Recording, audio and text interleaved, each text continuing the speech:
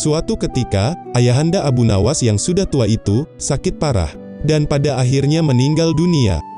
Abu Nawas pun dipanggil ke istana. Ia diperintah Baginda Raja Harun al-Rasyid untuk menguburkan jenazah ayahnya. Apa yang dilakukan Abu Nawas hampir tiada bedanya dengan yang dilakukan ayahnya, baik mengenai tata cara memandikan jenazah hingga mengkafani, menyalati dan mendoakannya. Maka Baginda Raja bermaksud mengangkat Abu Nawas menjadi hakim atau penghulu, menggantikan kedudukan ayahnya. Setelah mengetahui rencana Baginda Raja, tiba-tiba saja Abu Nawas nampak berubah menjadi gila. Sepertinya Abu Nawas tidak setuju dengan rencana Baginda Raja. Akhirnya ia menyusun sebuah siasat. Seusai upacara pemakaman ayahnya, Abu Nawas mengambil sepotong batang pisang dan diperlakukannya seperti kuda. Kemudian ia menunggangi batang pisang itu sambil berlari-lari dari kuburan ayahnya menuju rumahnya. Orang-orang yang melihat menjadi terheran-heran melihat kelakuan Abu Nawas. Pada hari yang lain, Abu Nawas mengajak anak-anak kecil dalam jumlah yang cukup banyak untuk pergi ke makam ayahnya. Dan di atas makam ayahnya itu, ia mengajak anak-anak bermain rebana dan bersuka cita. Kini semua orang semakin heran atas kelakuan Abu Nawas. Mereka menganggap Abu Nawas sudah menjadi gila karena ditinggal mati oleh ayahnya. Pada suatu hari, ada beberapa pengawal utusan Sultan Harun al-Rasyid datang menemui Abu Nawas. "Hai Abu Nawas, kau dipanggil Sultan untuk menghadap ke istana," kata pengawal itu. "Untuk apa Sultan memanggilku? Aku tidak ada keperluan dengannya," jawab Abu Nawas dengan enteng seperti tanpa beban sedikit pun. "Hai Abu Nawas, kau tidak boleh berkata seperti itu kepada rajamu," kata pengawal yang sedikit kesal. "Hai pengawal, tidak usah banyak bicara. Cepat ambil kudaku ini, dan mandikan di sungai, supaya bersih dan segar," kata Abu Nawas sambil menyodorkan sebatang pohon pisang yang dijadikan kuda-kudaannya. Dan pengawal itu hanya menggeleng-gelengkan kepalanya, melihat kelakuan Abu Nawas. "Abu Nawas, kenapa kau tidak mau menghadap Baginda Raja Harun al-Rasyid?" tanya pengawal itu kepada Abu Nawas. "Katakan saja kepada rajamu, aku sudah tahu. Makanya, aku tidak mau menghadap kepadanya," kata Abu Nawas. "Apa maksudmu, Abu Nawas?" tanya pengawal itu penasaran. "Sudahlah pergi sana, bilang saja begitu kepada rajamu," kata Abu Nawas sembari menyaruk debu dan dilempar ke arah si pengawal dan teman-temannya. Akhirnya si pengawal pun segera menyingkir dari halaman rumah Abu Nawas. Mereka melaporkan keadaan Abu Nawas yang seperti tidak waras itu kepada Sultan Harun al-Rasyid. Mendengar laporan itu, Baginda Raja menjadi murka. Lalu ia berkata, "Kalian sungguh bodoh semuanya, hanya menghadapkan Abu Nawas kemari saja tidak bisa. Cepat bawa dia kemari dengan sukarela ataupun terpaksa." Kemudian pengawal kerajaan itu segera mengajak beberapa prajurit istana. Dan dengan paksa, Abu Nawas berhasil dihadirkan di hadapan raja. Namun lagi-lagi Abu Nawas berlagak konyol di hadapan Baginda Raja Harun al-Rasyid. Bahkan tingkahnya semakin barbar. "Abu Nawas, tolong bersikaplah dengan sopan," tegur Baginda Raja kepada Abu Nawas. "Baiklah Baginda, tapi hamba ingin mengajukan sebuah pertanyaan," kata Abu Nawas. "Apakah itu Abu Nawas?" tanya Baginda Raja penasaran. "Ketahuilah Baginda, terasi itu asalnya dari udang," jawab Abu Nawas. "Kurang ajar, kau menghinaku." Baginda Raja Harun al-Rasyid mulai murka kepada Abu Nawas. "Tidak Baginda, siapa bilang udang berasal dari terasi?" jawab Abu Nawas. Baginda Raja merasa dilecehkan oleh Abu Nawas. Ia pun langsung naik pitam, dan segera memberi perintah kepada para pengawalnya, untuk memukuli Abu Nawas sebanyak 25 kali. Dan setelah dihukum, Abu Nawas yang kurus kering itu akhirnya lemas tak berdaya. Lalu Abu Nawas disuruh keluar istana, dan ketika sampai di pintu gerbang istana, tiba-tiba Abu Nawas dicegat oleh seorang penjaga. "Hai Abu Nawas, tempo hari ketika kau hendak masuk ke kota ini, kita telah mengadakan perjanjian. Apakah kau ingat pada janjimu itu? Jika engkau diberi hadiah oleh Baginda Raja, maka akan dibagi dua denganku. Sekarang manakah bagianku itu?" kata pengawal penjaga pintu gerbang. "Hai penjaga pintu gerbang, apakah kau benar-benar menginginkan hadiah Baginda yang diberikan kepadaku tadi?" tanya Abu Nawas kepada penjaga itu.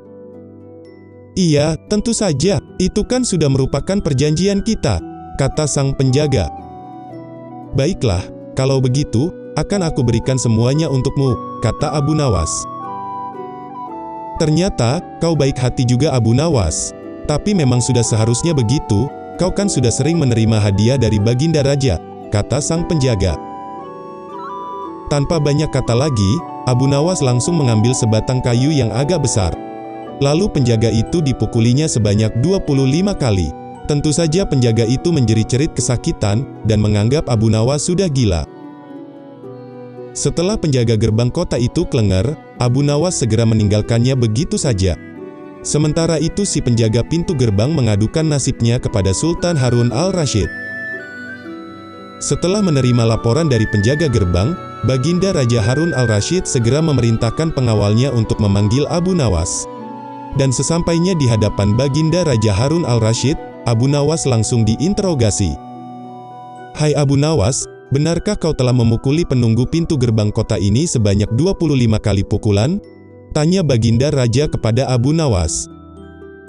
Ampun tuanku, hamba melakukannya karena sudah sepatutnya dia menerima pukulan itu, jawab Abu Nawas. Apa maksudmu? Coba kau jelaskan sebab musababnya kau memukuli orang itu? Tuanku, hamba dan penunggu pintu gerbang ini telah mengadakan perjanjian, bahwa jika hamba diberi hadiah oleh Baginda, maka hadiah tersebut akan dibagi dua. Satu bagian untuknya, dan satu bagian untukku. Nah, pagi tadi, hamba menerima hadiah 25 kali pukulan, maka aku berikan pula hadiah 25 kali pukulan kepadanya, kata Abu Nawas mencoba menjelaskan. Hai penunggu pintu gerbang, benarkah kau telah mengadakan perjanjian seperti itu dengan Abu Nawas? Tanya Baginda Raja kepada penjaga pintu gerbang. Benar tuanku, tapi hamba tiada mengira jika Baginda memberikan hadiah pukulan, jawab penunggu pintu gerbang. Dasar tukang peras kau ini, Abu Nawas tiada bersalah. Bahkan sekarang aku tahu bahwa penjaga pintu gerbang kota Baghdad adalah orang yang suka memeras orang lain. Kalau kau tidak merubah kelakuan burukmu itu, sungguh aku akan memecat dan menghukummu, ancam Baginda Raja kepada penjaga pintu gerbang. Ampun tuanku, hamba berjanji tidak akan mengulanginya lagi, sahut penjaga pintu gerbang dengan gemetar. Tuanku, hamba sudah sangat lelah. Hamba ingin istirahat. Tiba-tiba saja hamba diwajibkan hadir di tempat ini. Padahal hamba tiada bersalah sama sekali. Hamba mohon ganti rugi, sebab jatah waktu istirahat hamba sudah hilang karena panggilan tuanku. Padahal besok hamba harus mencari nafkah untuk keluarga hamba, sahut Abu Nawas melayangkan protes kepada Baginda Raja Harun al-Rasyid. Sejenak Baginda terdiam dan mengenyitkan dahinya. Ia begitu terkejut atas protes yang dilayangkan oleh Abu Nawas. Namun tiba-tiba ia tertawa terbahak-bahak. Baginda kemudian memerintahkan bendahara kerajaan untuk memberikan sekantong uang perak kepada Abu Nawas. Lalu Abu Nawas pun pulang dengan hati yang riang. Tetapi sesampainya di rumah, Abu Nawas masih bersikap aneh dan bahkan semakin nyentrik seperti orang gila sungguhan. Pada suatu hari, Baginda Raja Harun al-Rasyid mengadakan rapat dengan para menterinya untuk membahas masalah terkait rencananya yang ingin mengangkat Abu Nawas sebagai qadhi atau hakim kerajaan. Namun para menterinya tidak setuju, dan mengusulkan agar Baginda Raja mengurungkan niatnya untuk mengangkat Abu Nawas menjadi hakim, mengingat gangguan kejiwaan Abu Nawas semakin parah. Akhirnya mereka bersepakat untuk menundanya selama 1 bulan, sembari menunggu kesehatan Abu Nawas pulih. Namun setelah lewat 1 bulan Abu Nawas masih dianggap gila, maka Sultan Harun al-Rasyid terpaksa mengangkat orang lain menjadi qadhi atau hakim kerajaan Baghdad. Konon dalam suatu pertemuan besar, ada seseorang bernama Fulan, yang sejak lama berambisi untuk menjadi tuan qadhi kerajaan. Ia berusaha mempengaruhi orang-orang di sekitar Baginda Raja agar Baginda Raja mengangkatnya menjadi tuan qadhi. Dan ketika ia mengajukan dirinya untuk menjadi qadhi kerajaan kepada Baginda Raja, maka dengan mudah Baginda Raja menyetujuinya. Begitu mendengar si Fulan diangkat menjadi qadhi kerajaan, Abu Nawas merasa lega dan mengucapkan syukur kepada Tuhan. Alhamdulillah, aku telah terlepas dari bala yang begitu mengerikan. Tapi sayang sekali, kenapa harus si Fulan yang menjadi qadhi kerajaan? Kenapa tidak yang lainnya saja, kata Abu Nawas. Jadi selama ini sebenarnya Abu Nawas hanya berpura-pura menjadi gila. Sebab pada suatu hari, ketika ayahnya sakit parah dan hendak meninggal dunia, ayahnya memanggil Abu Nawas untuk menghadapnya.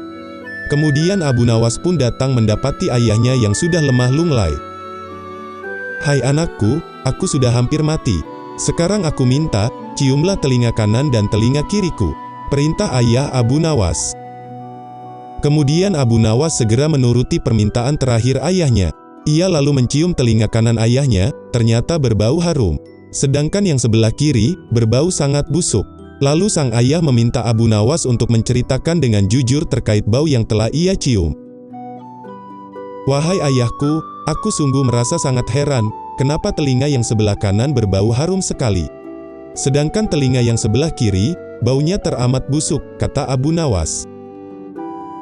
Lalu ayahnya berkata, "Pada suatu hari, datang dua orang mengadukan masalahnya kepadaku. Lalu yang seorang aku dengarkan keluhannya, tapi yang seorang lagi tidak kudengar, karena aku tak suka. Beginilah resiko menjadi seorang kodi atau hakim kerajaan, wahai anakku. Jika kelak kau ingin menjadi kodi kerajaan, maka kau akan mengalami hal yang sama. Namun jika kau tidak suka menjadi hakim kerajaan, maka buatlah alasan yang masuk akal, agar kau tidak dipilih sebagai kodi oleh Sultan Harun al-Rasyid."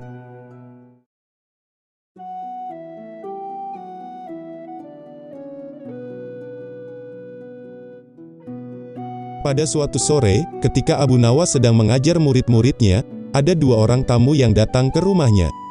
Di mana, yang seorang adalah wanita tua penjual kopi, sedang yang satunya lagi adalah seorang pemuda berkebangsaan Mesir. Kemudian wanita tua itu berkata beberapa patah kata, lalu dilanjutkan oleh pemuda Mesir itu. Setelah mendengar pengaduan mereka, Abu Nawas menyuruh murid-muridnya untuk menutup kitab mereka. "Wahai murid-muridku, sekarang kalian pulanglah.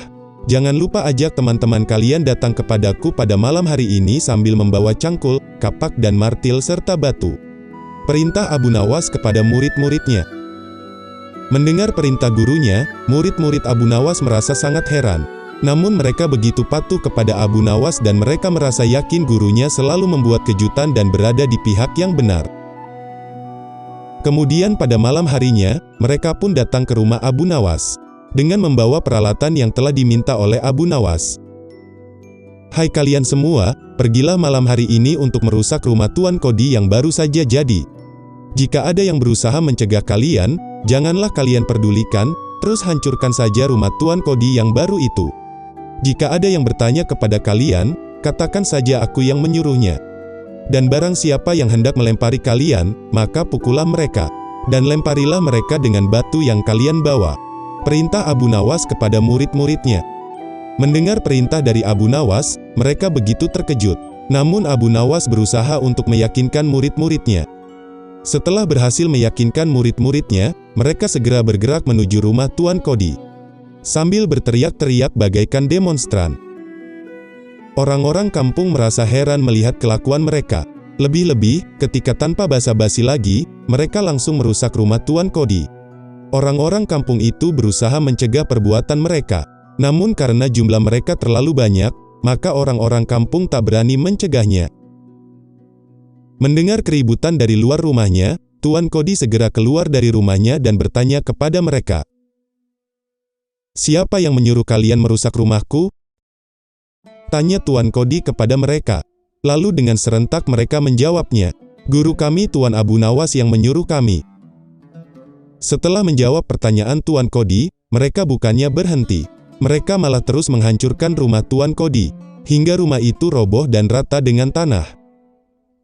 Tuan Kodi hanya bisa marah-marah, karena tidak ada orang yang berani membelanya sama sekali. Lalu ia berkata, "Dasar Abu Nawas provokator. Besok pagi aku akan melaporkannya kepada Baginda Raja Harun al-Rasyid."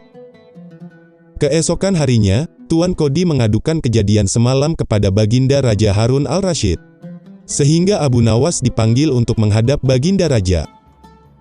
"Hai Abu Nawas, apa sebabnya sehingga kau merusak rumah Tuan Kodi?" tanya Baginda Raja kepada Abu Nawas.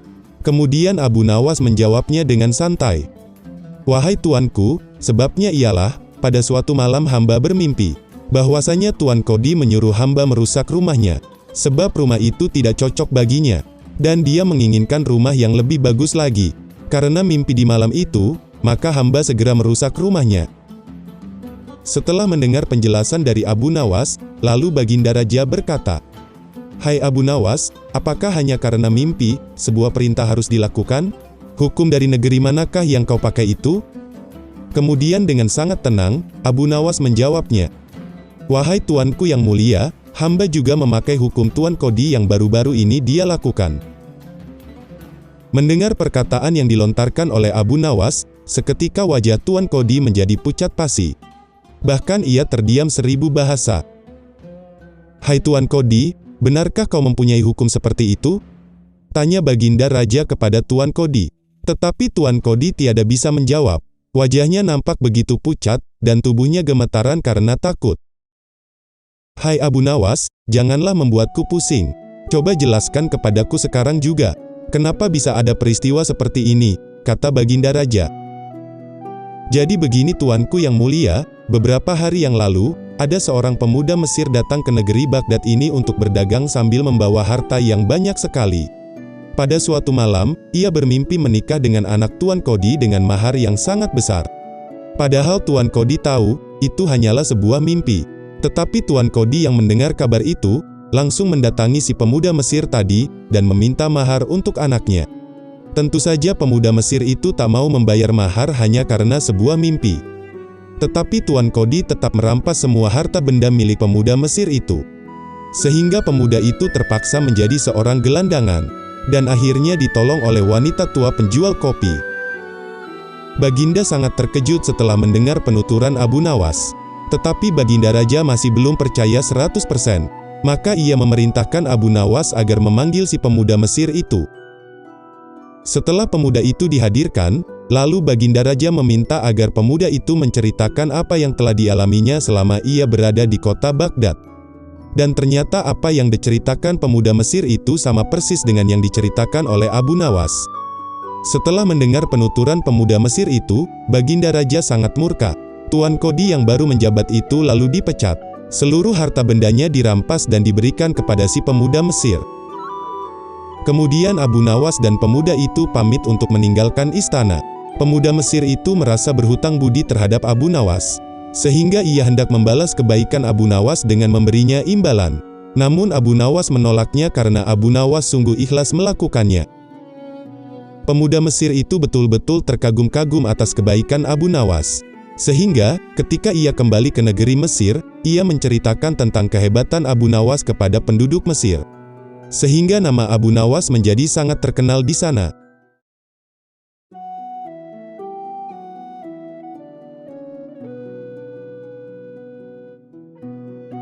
Di hari itu, Abu Nawas terlihat sangat murung. Abu Nawas hanya tertunduk sedih mendengarkan penuturan istrinya. Di hari yang sial itu, beberapa prajurit kerajaan mendatangi rumahnya. Atas titah langsung dari Baginda Raja untuk membongkar rumah Abu Nawas dan terus menggali tanpa bisa dicegah. Kata mereka, tadi malam Baginda bermimpi, bahwasanya di bawah rumah Abu Nawas terpendam emas dan permata, yang tak ternilai harganya. Tetapi setelah mereka terus menggali, ternyata emas dan permata itu tidak ditemukan. Namun Baginda Raja sama sekali tidak meminta maaf sedikit pun atas kejadian itu kepada Abu Nawas.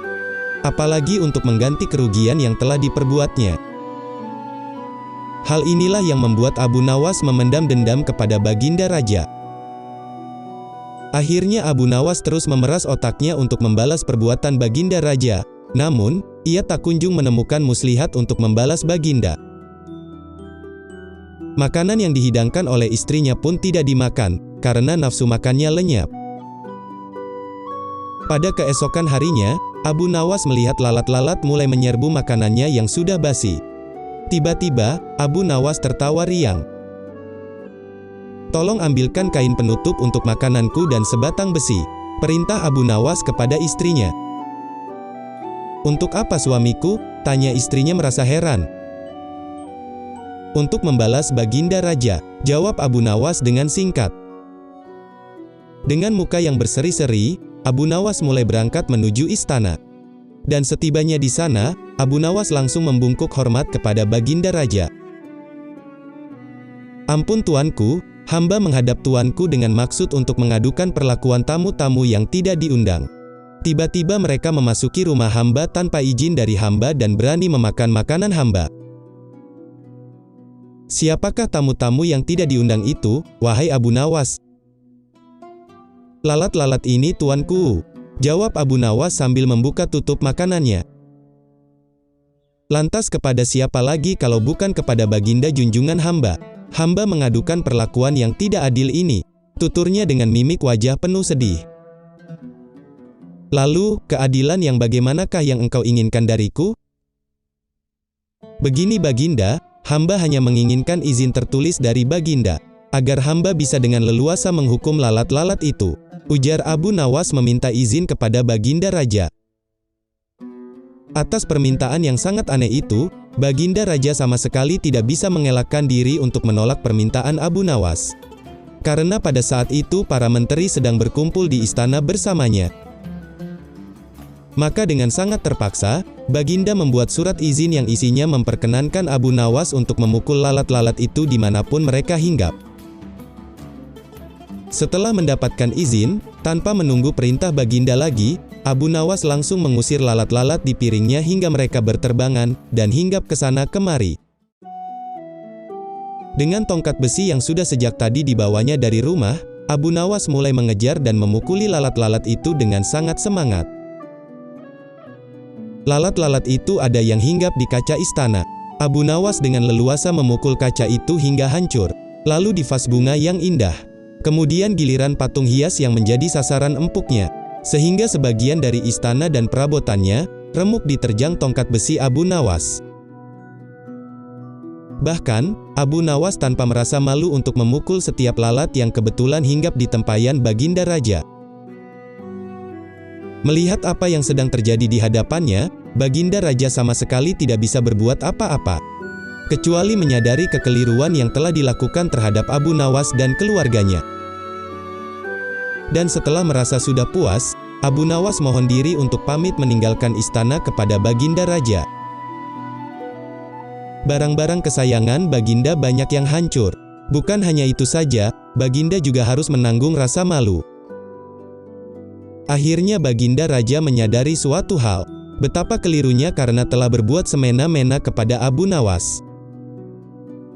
Abu Nawas yang nampak lucu dan sering menyenangkan orang itu ternyata bisa berubah menjadi garang dan ganas, serta mampu membalas dendam terhadap orang yang mengusiknya. Akhirnya Abu Nawas pulang dengan perasaan sangat melegakan, dan istrinya di rumah pasti sedang menunggu untuk mendengarkan cerita apa yang dibawa dari istana. Dari cerita tersebut kita dapat belajar suatu hal, bahwa janganlah semena-mena terhadap seseorang, terutama orang-orang yang lemah, karena tidak semua orang bisa menerima apa yang telah kita lakukan.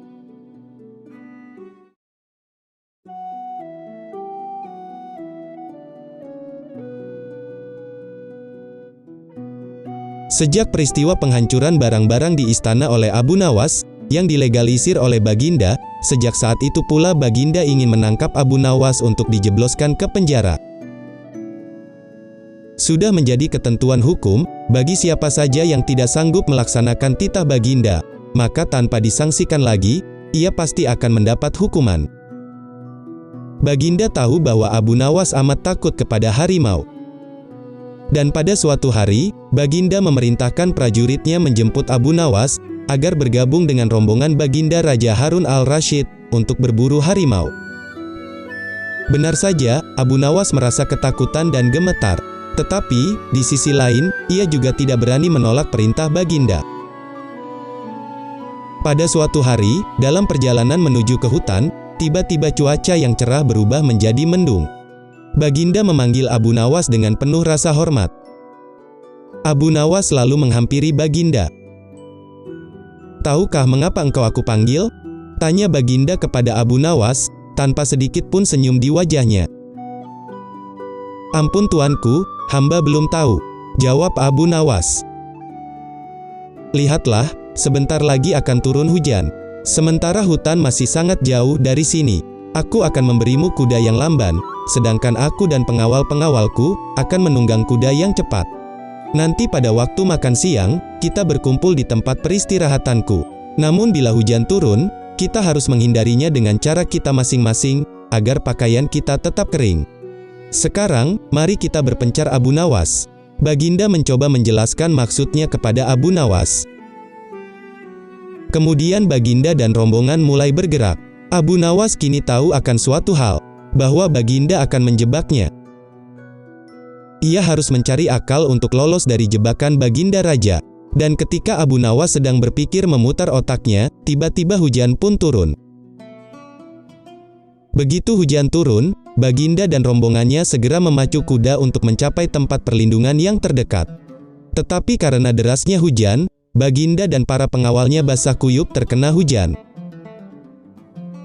Ketika waktu makan siang telah tiba, Baginda segera menuju tempat peristirahatannya. Namun belum sempat baju Baginda dan para pengawalnya kering, Abu Nawas datang dengan menunggang kudanya yang lamban itu. Baginda dan para pengawalnya begitu terkejut, karena melihat baju Abu Nawas tidak basah sama sekali. Padahal dengan kuda yang paling cepat saja, Baginda tidak bisa mencapai tempat berlindung yang paling dekat, yang membuatnya basah kuyup. Pada hari berikutnya, Abu Nawas diberi kuda yang paling cepat milik Baginda Raja. Kini Baginda dan para pengawal-pengawalnya mengendarai kuda yang lamban.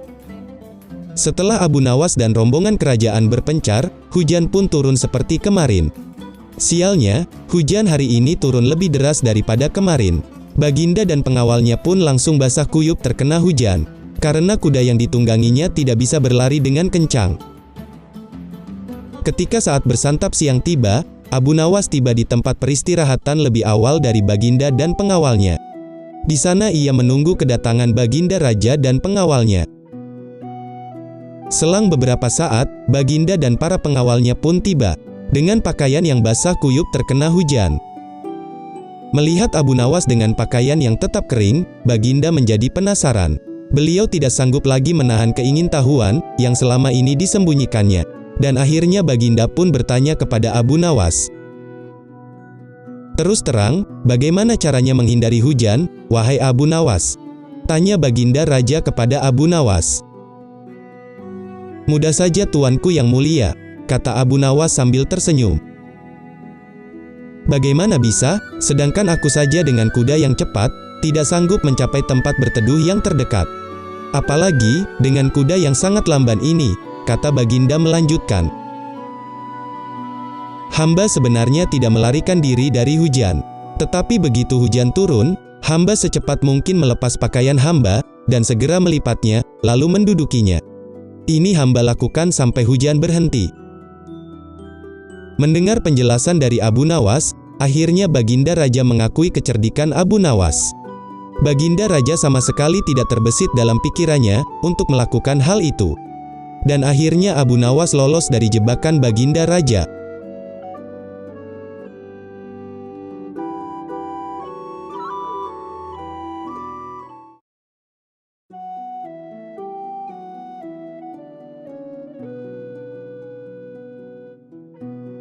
Melihat ayam betinanya bertelur, Baginda Raja tersenyum lebar. Beliau segera memanggil pengawalnya agar mengumumkan kepada rakyatnya bahwa kerajaan akan mengadakan sayembara. Sayembara itu berupa pertanyaan yang mudah, tetapi memerlukan jawaban yang tepat dan masuk akal.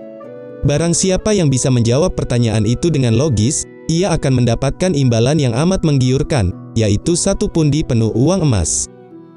Tetapi, bila tidak bisa menjawab pertanyaan dengan logis, maka hukumanlah yang menjadi akibatnya. Setelah sayembara itu diumumkan, begitu banyak sekali rakyat yang ingin mengikuti sayembara itu, terutama orang-orang miskin. Beberapa dari mereka sampai menelan air liur, karena mengingat beratnya hukuman yang akan dijatuhkan. Maka tak mengherankan bila pesertanya hanya 4 orang. Dan salah satu dari para peserta yang amat sedikit itu, adalah Abu Nawas. Aturan main dalam sayembara itu ada 2. Pertama, jawaban harus masuk akal. Kedua, peserta harus mampu menjawab sanggahan dari Baginda sendiri. Pada hari yang telah ditentukan, para peserta sudah siap di depan panggung. Baginda juga terlihat duduk di atas panggung. Kemudian beliau mulai memanggil peserta pertama. Peserta pertama pun maju dengan tubuh yang gemetar. Lalu Baginda bertanya kepadanya, "Mana yang lebih dahulu, telur ataukah ayam?" Lalu peserta pertama pun menjawab telur. "Mengapa telur terlebih dahulu? Apa alasannya?" tanya Baginda kepada peserta pertama. "Bila ayam lebih dahulu, itu tidak mungkin, karena ayam berasal dari telur," kata peserta pertama mencoba memberikan penjelasan kepada Baginda Raja. "Kalau begitu, siapakah yang mengerami telur itu?" sanggah Baginda atas jawaban yang diberikan oleh peserta pertama. Peserta pertama mulai pucat pasi. Wajahnya mendadak berubah putih seperti kertas. Karena ia tidak bisa menjawab sanggahan Baginda Raja. Tanpa ampun, akhirnya ia dimasukkan ke dalam penjara. Kemudian tibalah giliran peserta kedua. Lalu peserta kedua pun maju, dan ia berkata, "Paduka yang mulia, sebenarnya telur dan ayam tercipta dalam waktu yang bersamaan," kata peserta kedua. "Bagaimana bisa bersamaan?" tanya Baginda menyanggah. "Bila ayam lebih dahulu, itu tidak mungkin, karena ayam berasal dari telur. Bila telur lebih dahulu, itu juga tidak mungkin, karena telur tidak bisa menetas tanpa dirami ayam," kata peserta kedua dengan mantap. "Bukankah ayam betina bisa bertelur tanpa ayam jantan?" sanggah Baginda memojokkan peserta kedua. Peserta kedua mulai merasa bingung, dan tidak bisa menjawab sanggahan dari Baginda Raja. Akhirnya peserta kedua juga dijebloskan ke dalam penjara. Kini tibalah giliran peserta ketiga. Lalu ia berkata kepada Baginda Raja, "Tuanku yang mulia, sebenarnya ayam tercipta lebih dahulu daripada telur," kata peserta ketiga. "Kalau begitu, apa alasannya?" tanya Baginda kepada peserta ketiga. "Menurut hamba, yang pertama tercipta adalah ayam betina," jawab peserta ketiga mencoba meyakinkan Baginda Raja. "Kalau seperti itu alasanmu, lalu bagaimana ayam betina bisa beranak pinak seperti sekarang? Sedangkan ayam jantan tidak ada," kata Baginda mencoba memancing. "Begini Baginda, ayam betina bisa bertelur tanpa ayam jantan. Telurnya dirami sendiri, lalu menetas, dan menurunkan anak ayam jantan, kemudian menjadi ayam jantan dewasa, dan mengawini induknya sendiri," kata peserta ketiga mencoba menjelaskan. "Lalu, bagaimana bila ayam betina mati, sebelum ayam jantan yang sudah dewasa sempat mengawininya?" tanya Baginda kepada peserta ketiga. Karena merasa terpojok, peserta ketiga pun tidak bisa menjawab sanggahan Baginda. Akhirnya ia pun dimasukkan ke dalam penjara. Setelah peserta ketiga selesai, kini giliran peserta terakhir, yaitu Abu Nawas. Lalu ia berkata kepada Baginda Raja, "Kalau menurut saya, yang pasti adalah telur dulu, baru ayam," kata Abu Nawas kepada Baginda Raja. "Coba, terangkanlah secara logis kepadaku, wahai Abu Nawas," kata Baginda ingin tahu. "Begini Baginda, ayam bisa mengenali telur. Sebaliknya, telur tidak bisa mengenali ayam," kata Abu Nawas dengan singkat. Atas jawaban yang dikemukakan oleh Abu Nawas, agak lama Baginda Raja pun terdiam merenung. Kali ini Baginda sama sekali tidak bisa menyanggah alasan yang diberikan oleh Abu Nawas. Akhirnya Abu Nawas memenangkan sayembara, dan berhak membawa pulang hadiah emas yang sangat banyak itu.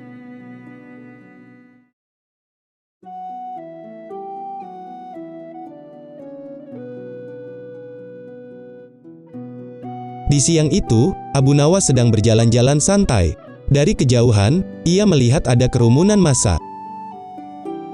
Karena penasaran, Abu Nawas segera menghampiri kerumunan itu, lalu Abu Nawas bertanya kepada seorang kawan, yang kebetulan berjumpa di tengah jalan. "Ada kerumunan apa di sana?" tanya Abu Nawas kepada kawannya. "Oh, itu pertunjukan keliling yang melibatkan monyet ajaib," jawabnya kepada Abu Nawas. "Apa maksudmu dengan monyet ajaib?" Abu Nawas mulai penasaran. "Iya, monyet ajaib. Jadi monyet itu bisa mengerti bahasa manusia. Dan yang lebih menakjubkan adalah, monyet itu hanya mau tunduk kepada pemiliknya saja," kata kawan Abu Nawas mencoba menjelaskan. Mendengar penjelasan dari kawannya, Abu Nawas semakin tertarik. Ia tidak tahan untuk menyaksikan kecerdikan dan keajaiban hewan primata itu. Dengan cepat, Abu Nawas segera menghampiri kerumunan itu. Karena begitu banyak penonton yang menyaksikan pertunjukan itu, sang pemilik monyet dengan bangga menawarkan hadiah yang cukup besar bagi siapa saja yang sanggup membuat monyet itu mengangguk-angguk. Dan tidak heran bila banyak di antara para penonton yang mencoba maju satu persatu. Mereka berupaya dengan beragam cara untuk membuat monyet itu mengangguk-angguk. Tetapi upaya yang mereka lakukan sia-sia, karena monyet itu tetap menggeleng-gelengkan kepalanya. Melihat kegigihan monyet itu, Abu Nawas semakin merasa penasaran. Hingga akhirnya ia maju untuk mencobanya. Dan setelah berhadapan dengan hewan itu, lalu Abu Nawas bertanya, "Tahukah engkau, siapa aku?" Abu Nawas mencoba bertanya, tapi monyet itu menggelengkan kepalanya. "Apakah engkau tidak takut kepadaku?" Abu Nawas mencoba bertanya lagi, namun monyet itu tetap menggelengkan kepalanya. "Apakah engkau takut kepada tuanmu?" tanya Abu Nawas mencoba memancing monyet itu. Dan monyet itu mulai ragu. "Bila engkau tetap diam saja, maka akan aku laporkan kepada tuanmu," lanjut Abu Nawas mulai mengancam, dan akhirnya monyet itu terpaksa menganggukkan kepalanya. Atas keberhasilan Abu Nawas yang membuat monyet itu mengangguk-angguk, maka ia layak mendapat hadiah berupa uang yang banyak. Karena kejadian itu, membuat sang pemilik monyet itu marah bukan main. Hingga ia memukuli binatang yang malang itu. Karena pemilik monyet itu merasa sangat malu sekali. Pada hari berikutnya, ia ingin menebus kerugian yang dideritanya kemarin. Kali ini ia melatih monyetnya agar tidak menggeleng-gelengkan kepala, tapi justru harus mengangguk-anggukan kepalanya. Bahkan ia mengancam akan menghukum berat bila monyetnya sampai terpancing mengangguk-anggukan kepalanya, terutama oleh Abu Nawas. Saat-saat yang dinantikan pun telah tiba. Kini para penonton yang ingin mencoba, harus sanggup membuat monyet itu menggeleng-gelengkan kepalanya. Maka seperti hari sebelumnya, banyak para penonton tidak sanggup memaksa monyet itu menggeleng-gelengkan kepalanya. Setelah tidak ada lagi yang sanggup mencobanya, Abu Nawas pun maju untuk mencobanya. Abu Nawas mengajukan pertanyaan yang sama seperti hari sebelumnya. "Tahukah engkau, siapakah aku?" Abu Nawas mencoba bertanya kepada monyet itu, dan monyet itu menganggukkan kepalanya. "Apakah engkau tidak takut kepadaku?" Abu Nawas mencoba bertanya untuk yang kedua kalinya, dan monyet itu tetap menganggukkan kepalanya. Tetapi Abu Nawas tidak menyerah begitu saja. Ia kembali bertanya kepada monyet pintar itu, "Apakah engkau takut kepada tuanmu?" Abu Nawas mengulang pertanyaan seperti hari sebelumnya, namun monyet itu tetap menganggukkan kepalanya.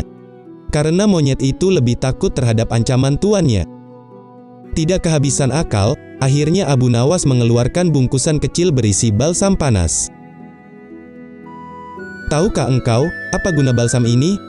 Abu Nawas mencoba bertanya lagi, namun monyet itu tetap mengangguk. "Baiklah, bolehkah jika aku gosok selangkanganmu dengan balsam ini?" Abu Nawas mencoba memohon kepada monyet itu, dan monyet itu tetap menganggukkan kepalanya. Lalu Abu Nawas menggosok selangkangan monyet itu. Dan tentu saja monyet itu merasa kepanasan dan mulai panik. "Panik enggak, ya paniklah, masa enggak?" Kemudian Abu Nawas mengeluarkan bungkusan yang cukup besar. Bungkusan itu juga berisi balsam panas. Lalu Abu Nawas mencoba menawarkannya kembali kepada monyet itu. "Maukah engkau, bila balsam ini kuhabiskan untuk menggosok selangkanganmu lagi?" Abu Nawas mulai mengancamnya. Jelas saja monyet itu mulai merasa ketakutan. Dan rupanya monyet itu lupa akan ancaman tuannya. Sehingga monyet itu terpaksa menggeleng-gelengkan kepalanya, sambil mundur beberapa langkah.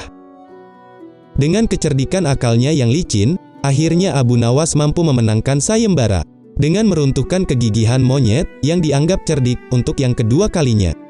Jangankan hanya seekor monyet, manusia paling pandai saja bisa dikelabui oleh Abu Nawas.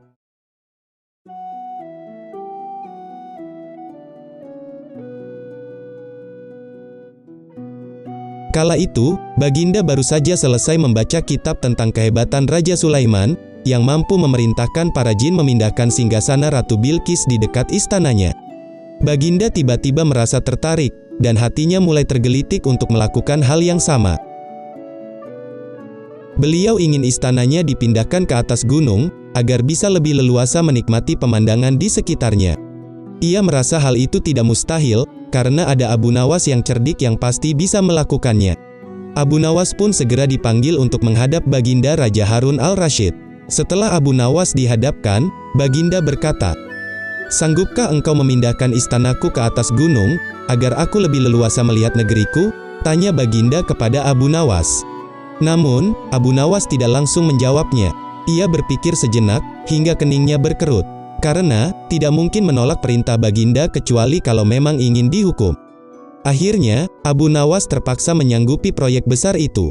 Tetapi, ada satu lagi permintaan dari Baginda, bahwa pekerjaan itu harus selesai hanya dalam waktu 1 bulan saja. Abu Nawas pun pulang dengan hati yang risau. Setiap malam, ia hanya berteman dengan rembulan dan bintang-bintang.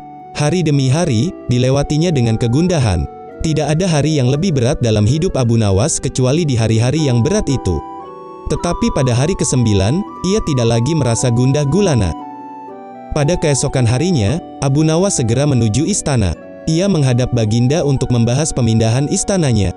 Dan dengan senang hati, Baginda akan mendengarkan apa yang diinginkan Abu Nawas. "Ampun tuanku, hamba datang ke sini hanya untuk mengajukan sebuah usul untuk memperlancar pekerjaan hamba nanti," kata Abu Nawas kepada Baginda Raja. "Apakah usulmu itu?" tanya Baginda kepada Abu Nawas. "Hamba akan memindahkan istana Paduka yang mulia, tepat pada hari raya Idul Kurban, yang kebetulan hanya kurang 20 hari lagi," kata Abu Nawas. "Kalau seperti itu, baiklah," kata Baginda Raja. "Satu lagi Baginda, hamba mohon, Baginda menyembelih 10 ekor sapi yang gemuk, untuk dibagikan langsung kepada para fakir miskin," kata Abu Nawas menambahkan. "Baiklah, usulmu aku terima," kata Baginda Raja menyanggupi. Setelah menyampaikan permohonannya kepada Baginda Raja, Abu Nawas pun segera pulang dengan perasaan yang riang gembira. Kini tidak ada lagi yang perlu dikhawatirkannya. Toh, nanti bila waktunya sudah tiba, ia pasti akan dengan mudah memindahkan istana Baginda Raja. Jangankan hanya memindahkannya ke puncak gunung, ke dasar samudera pun Abu Nawas sanggup. Desas-desus mulai tersebar ke seluruh pelosok negeri. Hampir semua orang harap-harap cemas akan kabar itu. Tetapi sebagian besar rakyat merasa yakin atas kemampuan Abu Nawas. Karena selama ini Abu Nawas belum pernah gagal dalam melaksanakan tugas-tugas aneh yang dibebankan di atas pundaknya. Namun, tetap saja ada beberapa kalangan yang meragukan akan keberhasilan Abu Nawas kali ini. Saat-saat yang dinanti-nantikan pun tiba. Rakyat berbondong-bondong menuju lapangan untuk melakukan salat hari raya Idul Kurban. Dan seusai salat, 10 sapi sumbangan Baginda Raja disembelih, lalu dimasak. Kemudian segera dibagikan kepada fakir miskin. Kini giliran Abu Nawas yang harus melaksanakan tugas berat itu. Abu Nawas terlihat mulai berjalan menuju istana, diikuti oleh semua rakyat yang ingin menyaksikan aksinya. Sesampainya di depan istana, Abu Nawas bertanya kepada Baginda Raja. "Ampun tuanku, apakah istana sudah tidak ada orangnya lagi?" tanya Abu Nawas kepada Baginda Raja. "Tidak ada," jawab Baginda Raja singkat. Kemudian Abu Nawas berjalan beberapa langkah mendekati istana. Lalu ia berdiri sambil memandangi istana. Abu Nawas berdiri mematung, seolah-olah ada sesuatu yang ditunggunya. Baginda Raja juga terlihat begitu sangat tidak sabar. Lalu ia berkata, "Abu Nawas, mengapa engkau belum juga mengangkat istanaku?" tanya Baginda Raja kepada Abu Nawas. "Hamba sudah siap sejak tadi wahai tuanku," kata Abu Nawas kepada Baginda Raja. "Apa maksudmu engkau sudah siap sejak tadi? Kalau engkau sudah siap, lalu apa yang engkau tunggu?" tanya Baginda merasa heran. "Ampun tuanku, hamba menunggu istana Paduka yang mulia, diangkat oleh seluruh rakyat yang hadir, untuk diletakkan di atas pundak hamba. Setelah itu, hamba tentu akan memindahkan istana Paduka yang mulia ke atas gunung, sesuai dengan titah Paduka," kata Abu Nawas mencoba menjelaskan kepada Baginda Raja. Namun Baginda Raja begitu terpana dan hanya bisa terdiam. Baginda Raja tidak menyangka sama sekali, jikalau Abu Nawas masih bisa lolos dari lubang jarum. Dan pada akhirnya, Baginda Raja menyadari bahwa keinginannya sangat mustahil untuk diwujudkan.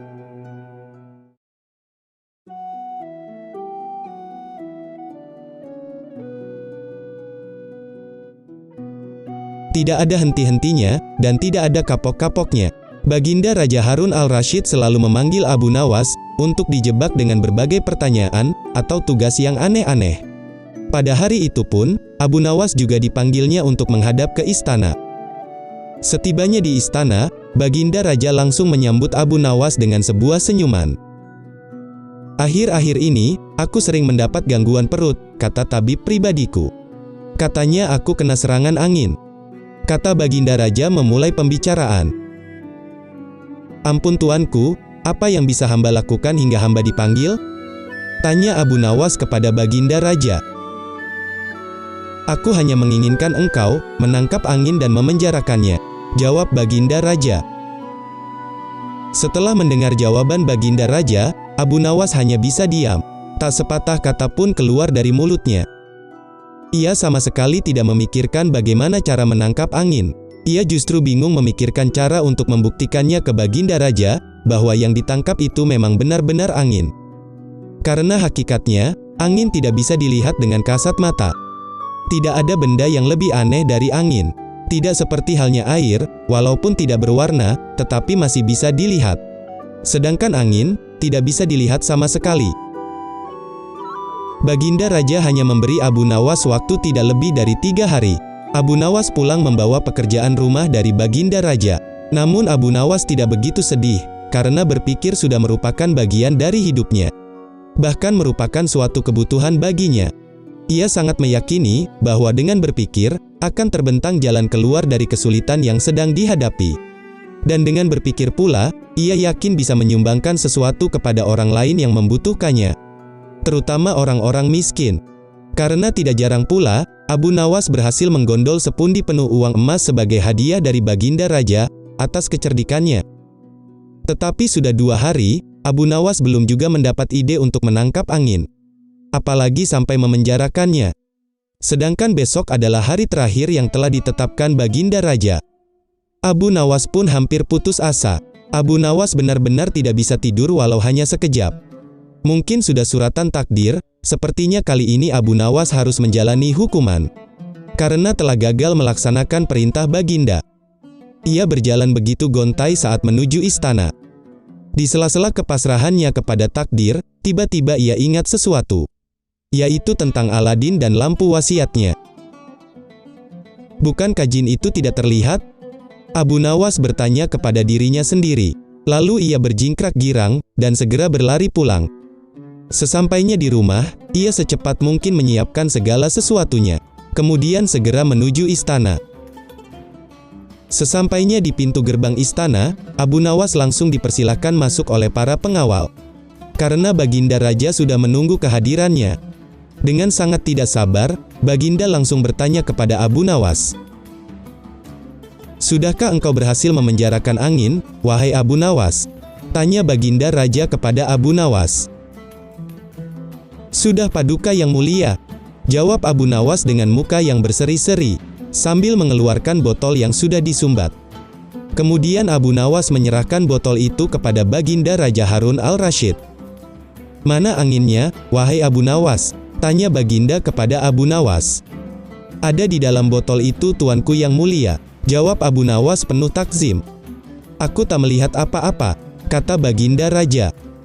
"Ampun tuanku, memanglah angin itu tak bisa dilihat. Tetapi bila Paduka ingin tahu angin, tutup botol itu harus dibuka terlebih dahulu," kata Abu Nawas mencoba menjelaskan.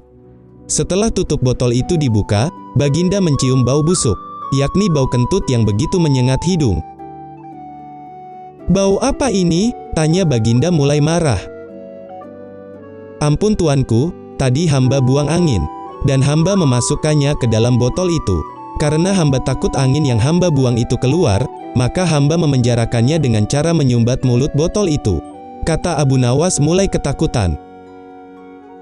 Tetapi kali ini Baginda tidak jadi marah kepada Abu Nawas. Karena penjelasan Abu Nawas memang masuk akal. Dan untuk kesekian kalinya, Abu Nawas selamat. Lalu Abu Nawas pulang ke rumahnya dengan perasaan yang begitu lega.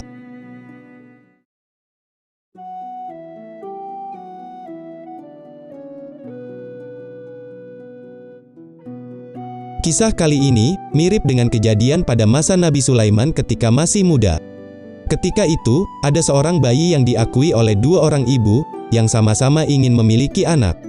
Sang hakim rupanya mengalami kesulitan untuk memutuskan siapa sebenarnya yang berhak menjadi ibu dari bayi itu.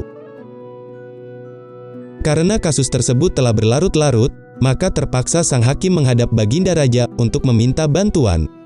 Baginda pun turun tangan dengan memakai taktik rayuan. Baginda berpendapat, mungkin dengan cara-cara yang amat halus, salah satu wanita itu ada yang mau mengalah. Tetapi kebijaksanaan yang dibuat Baginda Raja justru membuat suasana semakin kacau. Kedua perempuan itu semakin menjadi-jadi untuk mengakui bahwa bayi itu adalah anaknya. Dan pada akhirnya Baginda Raja pun merasa putus asa. Mengingat tidak ada cara-cara lain lagi yang bisa dilakukan, akhirnya Baginda Raja memutuskan untuk memanggil Abu Nawas. Abu Nawas dihadirkan untuk menggantikan sang hakim.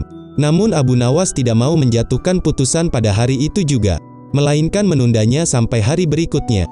Semua yang hadir sangat yakin, jika Abu Nawas pasti sedang mencari akal seperti yang biasa dilakukannya. Padahal, penundaan itu hanya disebabkan karena sang algojo tidak ada di tempat.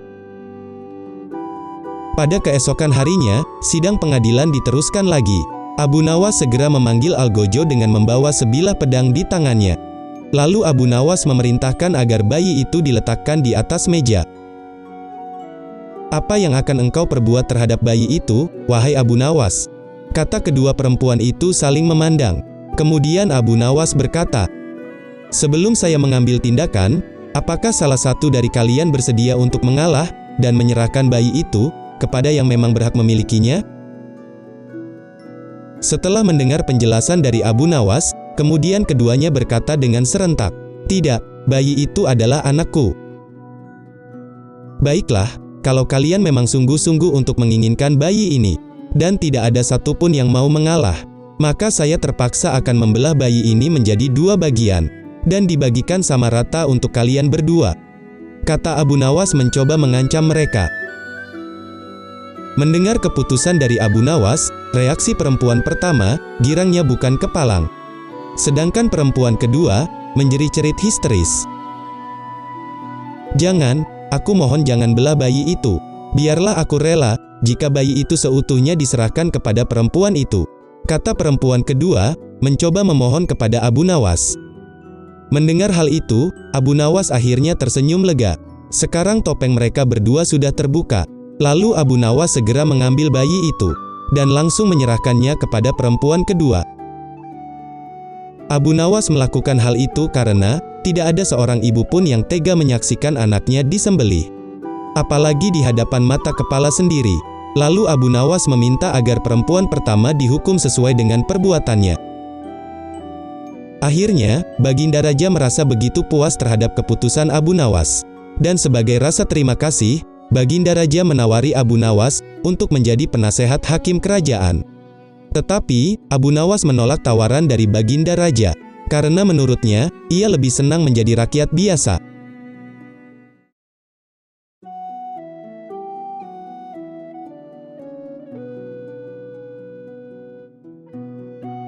Ketika itu, Baginda Raja Harun al-Rasyid kelihatan begitu murung, karena sebuah teka-teki yang mengganggu dalam pikirannya, di mana semua menterinya tidak ada yang sanggup untuk menemukan jawaban dari dua pertanyaan Baginda Raja. Bahkan, para penasihat kerajaan pun merasa tidak mampu memberi penjelasan yang memuaskan untuk Baginda Raja. Padahal, Baginda sendiri ingin mengetahui jawaban yang sebenarnya dari teka-teki itu. Karena teramat begitu penasaran, para penasihat kerajaan menyarankan agar Abu Nawas saja yang memecahkan dua teka-teki yang sangat membingungkan itu. Dan tidak begitu lama, Abu Nawas pun segera dihadapkan kepada Baginda Raja Harun al-Rasyid. Lalu Baginda Raja Harun al-Rasyid mengatakan bahwa akhir-akhir ini, ia sangat sulit untuk tidur, karena diganggu oleh keingintahuan untuk menyingkap dua rahasia alam semesta. "Aku memanggilmu untuk menemukan jawaban dari dua teka-teki yang selama ini mengganggu pikiranku," kata Baginda Raja kepada Abu Nawas. Lalu Abu Nawas bertanya kepada Baginda Raja, "Tuanku yang mulia, sebenarnya rahasia alam yang manakah yang Paduka maksudkan? Bolehkah jikalau hamba mengetahui kedua teka-teki itu, wahai Paduka junjungan hamba. Lalu Baginda Raja bertanya kepada Abu Nawas. Yang pertama, di manakah sebenarnya batas jagat raya ciptaan Tuhan kita? Tentu saja, di dalam pikiran kita, wahai Paduka yang mulia, jawab Abu Nawas singkat. Mengapa engkau menjawab demikian, wahai Abu Nawas? Tanya Baginda Raja kepada Abu Nawas. Tuanku yang mulia, ketahuilah, jikalau ketidakterbatasan itu ada, karena adanya keterbatasan. Dan keterbatasan itu ditanamkan oleh Tuhan di dalam otak manusia. Maka dari itu, manusia tidak akan pernah tahu di mana batas jagat raya ini. Karena sesuatu yang terbatas, tentu tak akan mampu untuk mengukur sesuatu yang tidak terbatas. Mendengar penjelasan yang diutarakan oleh Abu Nawas, Baginda Raja mulai tersenyum karena merasa puas mendengar penjelasan Abu Nawas yang masuk akal. Kemudian Baginda Raja melanjutkan pertanyaannya tentang teka-teki yang kedua. Wahai Abu Nawas, manakah yang lebih banyak jumlahnya? Bintang-bintang yang ada di langit, atau ikan-ikan yang ada di lautan? Tanya Baginda Raja kepada Abu Nawas. Lalu dengan tangkas Abu Nawas menjawabnya, tentu saja ikan-ikan di lautan. Bagaimana bisa engkau langsung memutuskan begitu? Apakah engkau pernah menghitung jumlah mereka? Tanya Baginda Raja merasa heran. Paduka yang mulia, bukankah kita semua tahu bahwa ikan-ikan itu setiap harinya ditangkapi dalam jumlah yang begitu banyak? Namun, jumlah mereka tetap saja banyak, seolah-olah tidak pernah berkurang sedikit pun.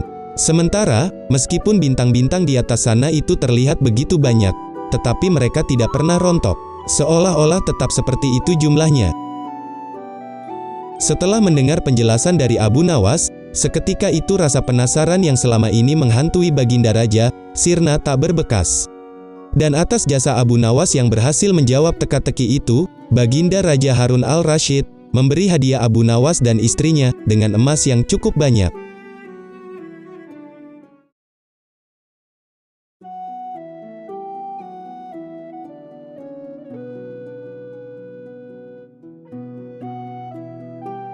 Tidak seperti biasanya, pada hari itu Baginda Raja tiba-tiba ingin menyamar menjadi rakyat biasa. Beliau ingin menyaksikan kehidupan di luar istana, tanpa sepengetahuan siapapun. Baginda mulai keluar istana dengan pakaian yang amat sederhana, layaknya seperti rakyat jelata. Di sebuah perkampungan beliau melihat beberapa orang yang sedang berkumpul. Setelah Baginda mendekat, ternyata ada seorang ulama yang sedang menyampaikan kuliah tentang alam barzah. Tiba-tiba, ada seorang yang datang dan bergabung di sana. Lalu ia bertanya kepada sang ulama. Kami menyaksikan orang kafir pada suatu waktu, dan mengintip sebuah kuburan. Tetapi kami tiada mendengar mereka berteriak, dan tidak pula melihat penyiksaan-penyiksaan yang katanya sedang dialaminya. Maka, bagaimana cara membenarkan sesuatu yang tidak sesuai dengan yang dilihat mata? Lalu ulama itu berpikir sejenak, dan berkata, untuk mengetahui yang demikian itu, tentu harus dengan panca indera yang lain. Ingatkah kamu dengan orang yang sedang tidur? Dia kadangkala bermimpi dalam tidurnya, seperti digigit ular, diganggu, dan sebagainya. Ia juga merasa sakit dan takut ketika itu. Bahkan, memekik, dan keringat bercucuran pada keningnya. Ia merasakan hal semacam itu seperti ketika tidak tidur. Sedangkan engkau yang duduk di dekatnya menyaksikan keadaannya. Seolah-olah, tidak ada apa-apa. Padahal apa yang dilihat, serta dialaminya, adalah dikelilingi ular-ular. Maka, jika masalah mimpi yang remeh saja sudah tidak mampu mata lahir melihatnya, mungkinkah engkau bisa melihat apa yang terjadi di alam barzah? Baginda Raja terkesan dengan penjelasan sang ulama. Baginda juga masih ikut mendengarkan kuliah itu. Kini sang ulama melanjutkan kuliahnya tentang alam akhirat. Ulama itu berkata, bahwasanya di surga telah tersedia hal-hal yang amat disukai nafsu.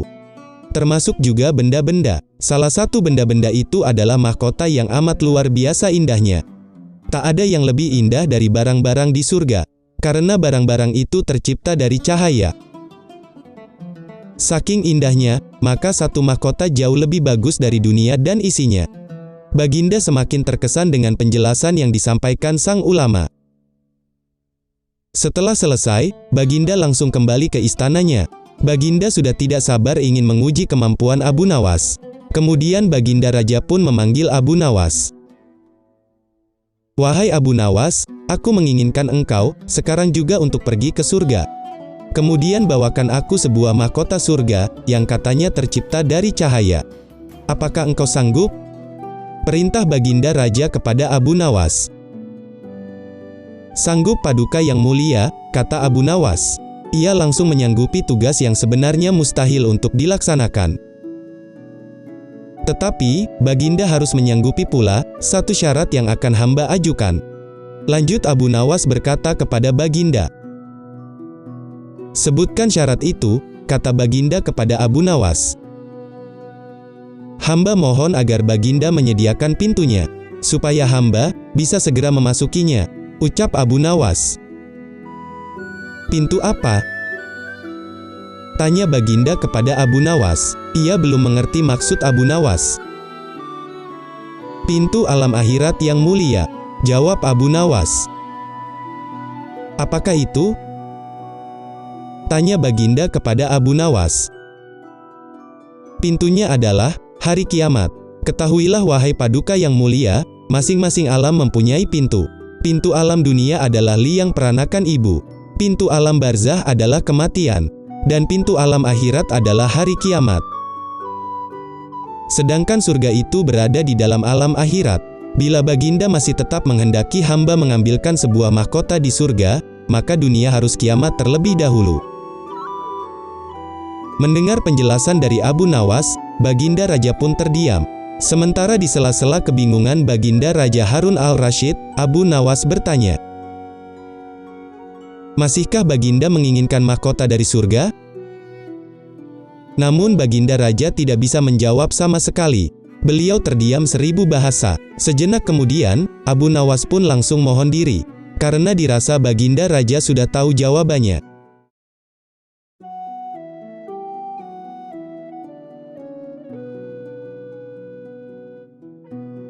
Mimpi buruk yang dialami Baginda Raja Harun al-Rasyid malam itu, menyebabkan Abu Nawas harus diusir dari negeri Baghdad.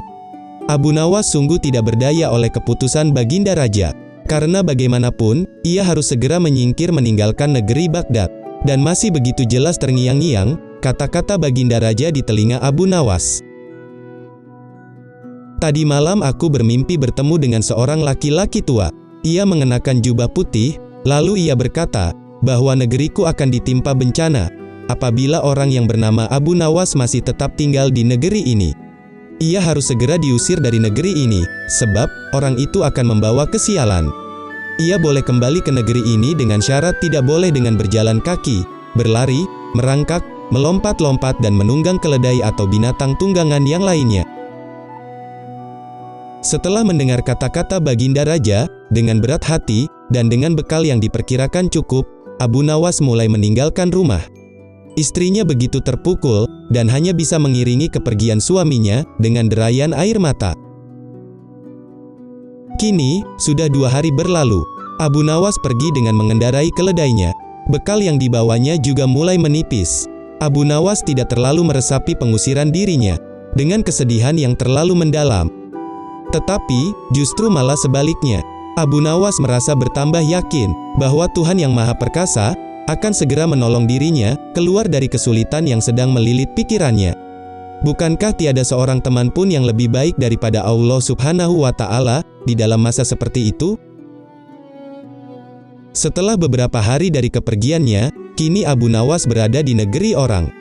Ia mulai diserang rasa rindu yang menyayat-nyayat hatinya yang paling dalam. Rasa rindunya, semakin lama semakin menderu-deru, dan begitu sulit sekali untuk dibendung. Memang, tak ada jalan keluar yang lebih baik daripada berpikir. Tetapi, dengan akal seperti apakah ia harus melepaskan diri? Apakah aku akan meminta bantuan orang lain, dengan cara menggendongku dari negeri ini, sampai ke istana Baginda? Tapi tidak akan ada seorang pun yang sanggup untuk melakukannya. Aku harus bisa menolong diriku sendiri, tanpa melibatkan orang lain. Abu Nawas terus bergumam di dalam hatinya. Pada hari ke-19, akhirnya Abu Nawas menemukan cara lain yang tidak termasuk larangan dari Baginda Raja Harun al-Rasyid. Setelah segala sesuatunya dipersiapkan, Abu Nawas segera berangkat untuk pulang ke negerinya sendiri. Perasaan rindu dan senang menggumpal menjadi satu di hatinya. Kerinduan yang selama ini melecut-lecut semakin menggila, setelah Abu Nawas tahu, sudah semakin dekat dengan kampung halamannya. Mengetahui Abu Nawas bisa pulang kembali ke negerinya, para penduduk terlihat begitu gembira. Desas-desus tentang kembalinya Abu Nawas segera menyebar, secepat bau semerbak bunga yang menyerbu hidung. Kabar kepulangan Abu Nawas juga sampai ke telinga Baginda Harun al-Rasyid. Baginda Raja juga merasa gembira mendengar berita itu, tetapi dengan alasan yang sama sekali berbeda, di mana rakyat begitu gembira atas kepulangan Abu Nawas, karena mereka begitu mencintainya. Sedangkan, alasan Baginda Raja gembira mendengar kepulangan Abu Nawas, karena beliau merasa yakin, kali ini pasti Abu Nawas tidak akan bisa mengelak dari hukuman. Namun, ternyata Baginda amat kecewa dan merasa terpukul, begitu melihat cara Abu Nawas pulang ke negerinya. Karena Baginda sama sekali tidak pernah membayangkan, jikalau Abu Nawas ternyata pulang dengan cara bergelayut di bawah perut keledai. Sehingga Abu Nawas terlepas dari sanksi hukuman yang akan dijatuhkan. Akhirnya Baginda Raja lagi-lagi harus mengakui kecerdikan Abu Nawas.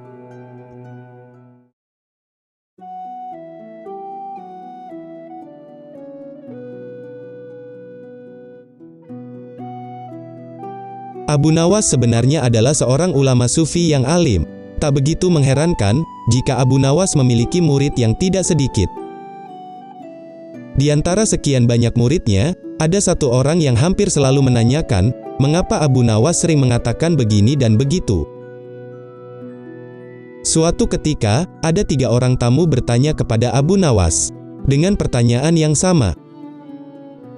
Manakah yang lebih utama, orang yang mengerjakan dosa-dosa besar, atau orang yang mengerjakan dosa-dosa kecil? Lalu Abu Nawas menjawabnya, tentu saja orang yang mengerjakan dosa-dosa kecil. Orang pertama pun merasa heran dan kembali bertanya, mengapa demikian? Sebab, lebih mudah diampuni oleh Tuhan, kata Abu Nawas. Orang pertama merasa begitu puas dengan jawaban Abu Nawas, karena sesuai dengan keyakinannya selama ini. Lalu orang kedua pun mulai bertanya dengan pertanyaan yang sama. Manakah yang lebih utama, orang yang mengerjakan dosa-dosa besar, atau orang yang mengerjakan dosa-dosa kecil? Lalu Abu Nawas menjawabnya, tentu saja orang yang tidak mengerjakan keduanya. Orang kedua merasa heran, dan kembali bertanya, mengapa bisa demikian? Lalu Abu Nawas menjawabnya dengan santai, bahwa, dengan tidak mengerjakan keduanya, tentu tidak memerlukan pengampunan dari Tuhan. Mendengar jawaban dari Abu Nawas, orang kedua langsung bisa mencerna jawaban Abu Nawas. Lalu tibalah giliran orang ketiga yang mengajukan pertanyaan. Manakah yang lebih utama, orang yang mengerjakan dosa-dosa besar, atau orang yang mengerjakan dosa-dosa kecil? Lalu Abu Nawas kembali menjawab pertanyaan yang sama persis itu. Tentu saja jawabannya adalah, orang yang mengerjakan dosa-dosa besar. Lalu orang ketiga itu kembali bertanya kepada Abu Nawas, mengapa demikian, wahai Abu Nawas? Sebab pengampunan Allah kepada hambanya, sebanding dengan besarnya dosa hamba itu. Jawab Abu Nawas. Setelah semua pertanyaan itu terjawab, lalu ketiga orang itu pulang dengan perasaan yang puas. Karena merasa bingung, salah seorang murid Abu Nawas yang menyimak percakapan mereka sedari tadi, juga mengajukan pertanyaan kepada Abu Nawas. Wahai guruku, mengapa dengan pertanyaan yang sama, bisa menghasilkan jawaban yang berbeda?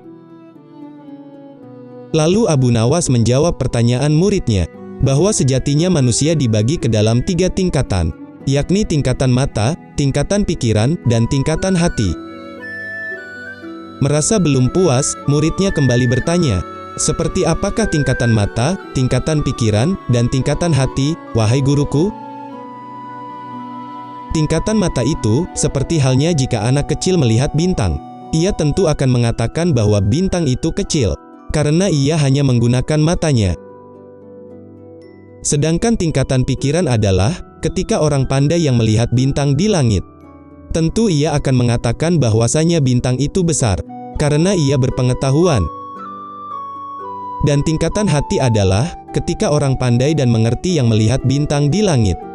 Tentu ia tetap mengatakan bintang itu kecil, walaupun sebenarnya ia tahu bintang itu besar. Karena bagi orang yang mengerti, tidak ada sesuatu apapun yang lebih besar jika dibandingkan dengan kemahabesaran Allah. Setelah Abu Nawas menjawab semua pertanyaan muridnya, kini murid Abu Nawas mulai mengerti mengapa pertanyaan yang sama persis bisa menghasilkan jawaban yang berbeda-beda. Lalu muridnya bertanya lagi kepada Abu Nawas, "Wahai guruku, mungkinkah jika manusia bisa menipu Tuhan?" "Mungkin," jawab Abu Nawas dengan singkat. "Lalu bagaimana caranya?"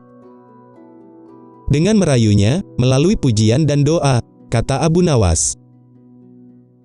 "Ajarkanlah doa itu kepadaku, wahai guruku," pinta murid Abu Nawas. "Baiklah, aku akan mengajarkanmu doa itu. Seperti ini doanya."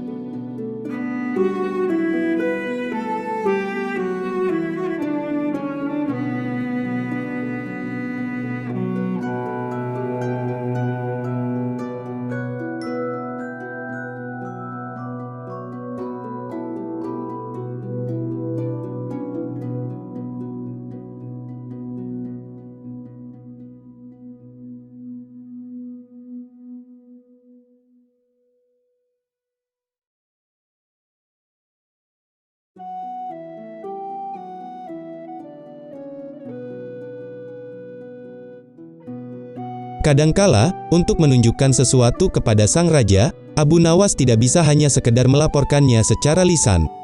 Tetapi Baginda Raja Harun al-Rasyid harus mengetahuinya dengan mata kepalanya sendiri. Abu Nawas bermaksud untuk memberitahu Baginda Raja bahwasanya masih banyak di antara rakyatnya yang hidup sengsara, di mana masih ada praktek jual beli budak di negerinya. Dengan tekad yang amat bulat, Abu Nawas berencana untuk menjual Baginda Raja Harun al-Rasyid. Karena menurut Abu Nawas, hanya Baginda Rajalah yang paling patut untuk dijual. Bukankah selama ini Baginda Raja selalu mempermainkan dirinya dan menyengsarakan pikirannya? Maka, sudah sepantasnya lah kalau sekarang giliran Abu Nawas yang membalas untuk mengerjai Baginda Raja. Lalu Abu Nawas segera pergi menuju istana untuk menghadap dan menyampaikan sesuatu kepada Baginda Raja Harun al-Rasyid. Sesampainya di istana, Abu Nawas langsung mengutarakan maksud kedatangannya. Ampun yang mulia, ada sesuatu yang amat menarik yang akan hamba sampaikan hanya kepada Paduka yang mulia. Apakah itu wahai Abu Nawas? Tanya Baginda Raja kepada Abu Nawas. Sesuatu yang hamba yakin belum pernah terlintas di dalam benak Paduka yang mulia, kata Abu Nawas kepada Baginda Raja penuh yakin. Kalau begitu, cepatlah ajak aku ke sana untuk menyaksikannya, kata Baginda Raja tanpa rasa curiga sedikit pun. Tetapi, bila Baginda tidak menyamar sebagai rakyat biasa, maka pasti nanti banyak orang-orang yang ingin ikut untuk menyaksikan benda ajaib itu, kata Abu Nawas mencoba menjelaskan. Karena begitu besar keingintahuan Baginda Raja, maka beliau bersedia untuk menyamar sebagai rakyat biasa, seperti yang diusulkan oleh Abu Nawas. Kemudian Abu Nawas dan Baginda Raja Harun al-Rasyid segera berangkat menuju ke sebuah hutan. Setibanya di hutan, Abu Nawas mengajak Baginda Raja mendekati sebuah pohon yang rindang dan memohon Baginda Raja untuk menunggunya di sana. Sementara itu, Abu Nawas segera pergi untuk menemui seorang badui yang pekerjaannya menjual budak. Abu Nawas mengajak pedagang budak itu untuk melihat calon budak yang akan dijual kepadanya dari jarak yang agak jauh. Abu Nawas beralasan bahwa sebenarnya calon budak itu adalah teman dekatnya. Maka dari itu, Abu Nawas merasa tidak tega jika harus menjualnya di depan matanya. Setelah pedagang budak itu mengamati dari kejauhan, ia pun merasa cocok. Abu Nawas pun segera membuatkan surat kuasa yang menyatakan bahwa pedagang budak sekarang mempunyai hak penuh atas diri orang yang sedang duduk di bawah pohon rindang itu. Setelah mencapai kata sepakat, Abu Nawas langsung pergi, begitu menerima beberapa keping uang emas dari pedagang budak itu. Baginda Raja Harun al-Rasyid terlihat masih menunggu Abu Nawas di bawah pohon rindang itu. Ia belum tahu mengapa Abu Nawas belum juga menampakkan batang hidungnya. Dan ketika pedagang budak itu menghampirinya, Baginda Raja pun merasa heran, mengapa ada orang lain di sana. "Siapa engkau?" tanya Baginda Raja kepada pedagang budak. "Aku adalah tuanmu sekarang," kata pedagang budak itu sedikit kasar. Tentu saja pedagang budak itu tidak mengenali Baginda Raja Harun al-Rasyid dalam pakaian yang amat sederhana. "Apa maksud perkataanmu tadi?" tanya Baginda Raja dengan wajah merah padam. "Abu Nawas telah menjual engkau kepadaku, dan inilah surat kuasa yang baru dibuatnya," kata pedagang budak itu dengan kasar. "Abu Nawas menjual diriku kepadamu?" kata Baginda Raja yang semakin murka. "Iya, benar," bentak pedagang budak itu kepada Baginda Raja. "Tahukah engkau siapa aku ini sebenarnya?" tanya Baginda Raja yang mulai geram. "Tidak, dan itu tidak perlu," kata pedagang budak itu seenaknya. Lalu ia menyeret budak barunya ke belakang rumah. Kemudian Baginda Raja Harun al-Rasyid diberi parang dan diperintahkan untuk membelah kayu.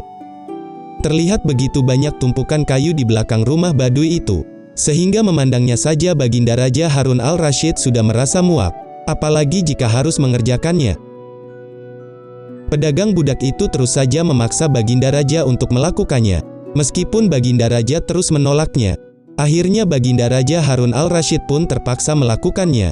Ia mencoba memegang kayu dan mulai mencoba membelahnya.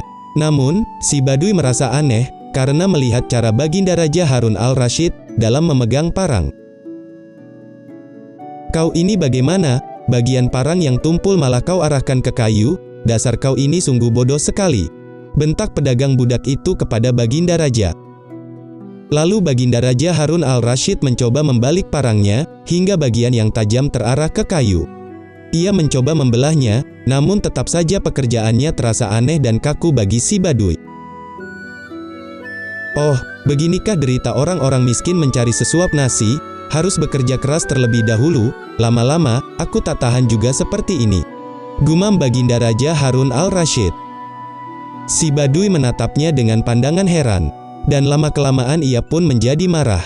Ia merasa rugi karena telah membeli budak yang begitu bodoh. Hai Badui, cukuplah, aku sudah tidak tahan, kata Baginda Raja mencoba memprotes pedagang budak itu. Kurang ajar, kau budakku, harus patuh kepadaku, kata pedagang budak itu sembari memukul Baginda Raja. Tentu saja Baginda Raja yang tak pernah disentuh orang, langsung menjerit keras saat dipukul kayu. Hai Badui, aku adalah rajamu, kata Baginda Raja sambil menunjukkan tanda kerajaannya.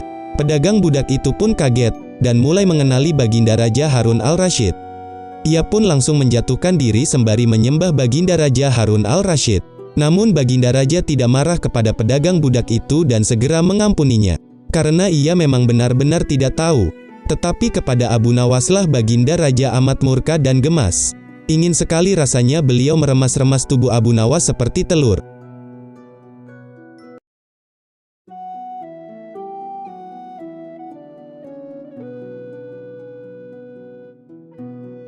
Setelah menjadi korban penjualan budak di waktu itu, Baginda Raja segera memerintahkan para prajuritnya untuk menangkap Abu Nawas. Tetapi tiba-tiba Abu Nawas menghilang entah kemana, karena ia tahu dirinya sedang diburu oleh prajurit kerajaan. Hingga ia pun harus pergi meninggalkan rumahnya, karena takut akan ditangkap. Dan setelah ia tahu para prajurit kerajaan sudah meninggalkan rumahnya, Abu Nawas baru berani pulang ke rumahnya. Suamiku, para prajurit kerajaan tadi pagi mencarimu, kata istri Abu Nawas. Iya istriku, ini urusan yang cukup gawat, karena aku telah menjual Baginda kepada seorang Badui untuk dijadikan budak. Yang benar saja, kenapa kau lakukan hal itu, wahai suamiku? Tanya istri Abu Nawas penuh heran. Aku melakukan itu supaya dia tahu bahwa di negerinya masih ada praktek jual beli budak, dan menjadi seorang budak itu rasanya sungguh sangat sengsara, kata Abu Nawas mencoba menjelaskan. Meskipun sebenarnya maksudmu itu baik, tetapi Baginda pasti sangatlah marah. Buktinya, sampai-sampai prajuritnya diperintahkan untuk menangkapmu, kata istri Abu Nawas. Menurutmu, apa yang akan dilakukan Baginda Raja kepadaku? Tanya Abu Nawas kepada istrinya. Pastinya, engkau akan diberi hukuman yang sangat berat, kata istri Abu Nawas. Kalau seperti itu, sungguh sangat gawat. Aku akan mengerahkan ilmu yang kusimpan, kata Abu Nawas. Abu Nawas segera mengambil air wudhu, lalu ia mendirikan salat 2 rakaat. Kemudian berpesan kepada istrinya. Ia memberitahu istrinya, apa yang harus dikatakan bila Baginda datang ke rumahnya. Tidak berapa lama kemudian, tetangga Abu Nawas dibuat geger, karena istri Abu Nawas tiba-tiba menjerit-jerit histeris. Para tetangga langsung mendatangi rumah Abu Nawas, dan melihat istri Abu Nawas sedang menangis. Oh tidak, suamiku mati! Suamiku mati! Teriak istri Abu Nawas sambil menangis terseduh-seduh. Mendengar hal itu, para tetangganya begitu terkejut dan sangat terharu. Kini kabar kematian Abu Nawas langsung tersebar sampai ke pelosok negeri. Baginda Raja juga sangat terkejut mendapat berita duka itu. Kemarahan dan kegeraman beliau selama ini pun agak surut, mengingat Abu Nawas adalah orang yang paling pandai menyenangkan dan menghibur Baginda Raja. Beberapa saat kemudian, Baginda Raja beserta beberapa pengawal dan seorang tabib istana segera menuju rumah Abu Nawas. Setibanya di sana, tabib segera memeriksa kondisi Abu Nawas. Sesaat kemudian ia memberi laporan kepada Baginda bahwa Abu Nawas memang telah mati beberapa jam yang lalu. Setelah melihat sendiri tubuh Abu Nawas yang terbujur kaku tak berdaya, Baginda Raja merasa begitu terharu dan meneteskan air matanya. Lalu beliau bertanya kepada istri Abu Nawas, "Adakah pesan terakhir dari Abu Nawas untukku?" "Ada Paduka yang mulia," kata istri Abu Nawas sambil menangis. "Katakanlah kepadaku, pesan terakhir yang ingin disampaikan untukku," kata Baginda Raja. "Suami hamba memohon, sudilah kiranya jika Baginda Raja mengampuni semua kesalahannya di depan semua rakyat," kata istri Abu Nawas sambil terbata-bata. "Baiklah, kalau itu permintaan terakhirnya, akan aku lakukan," kata Baginda Raja menyanggupi. Setelah itu jenazah Abu Nawas langsung diusung di atas keranda. Kemudian Baginda Raja mengumpulkan rakyatnya di tanah lapang. Lalu beliau berkata, "Wahai rakyatku, dengarkanlah, bahwa hari ini aku, Sultan Harun al-Rasyid telah memaafkan segala kesalahan Abu Nawas yang telah diperbuat terhadap diriku, dari dunia hingga akhirat. Dan kalian semua adalah sebagai saksinya." Setelah Baginda Raja menyampaikan permintaan maafnya, tiba-tiba dari dalam keranda yang terbungkus kain hijau, terdengar suara yang begitu keras. "Syukur Alhamdulillah!" Seketika para pengusung jenazah terlihat ketakutan, apalagi melihat Abu Nawas bangkit dan berdiri seperti mayat hidup. Seketika itu juga rakyat yang berkumpul mulai berlari tunggang langgang. Mereka saling bertubrukan dan banyak yang jatuh terkilir. Abu Nawas sendiri segera berjalan ke hadapan Baginda Raja. Pakaiannya yang putih-putih membuat Baginda Raja panik.